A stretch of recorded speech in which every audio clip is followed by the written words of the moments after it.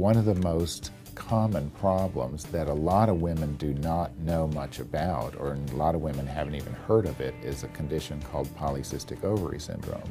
Women who have irregular cycles, or they have a history of missing a lot of cycles, or they have overt pelvic pain, are often found to have this condition. Before I came to Dr. Lux, I was having a lot of irregular periods, and I couldn't even walk sometimes because my pains were just really, really bad. They were sharp, and just getting around, it was just really hard for me.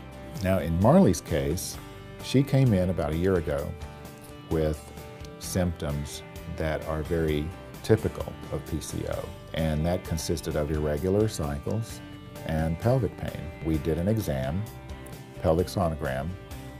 Turned out that she has polycystic ovaries, and she also had some findings I thought might be typical of some other conditions that can cause pelvic pain, such as endometriosis. So Dr. Lux sent me here and had the sonograms.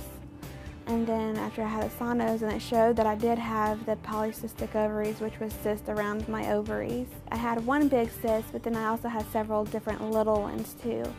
Treatment of PCO and pelvic pain consists of a surgical option versus a conservative option. It depends on what your goals are, it depends on the severity of the symptoms.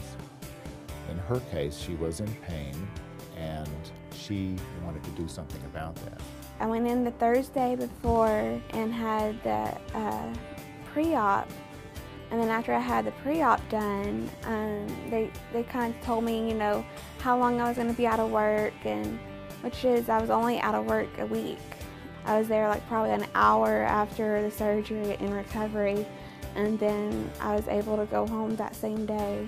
If any woman is having pelvic pains, I highly recommend seeing Dr. Lux.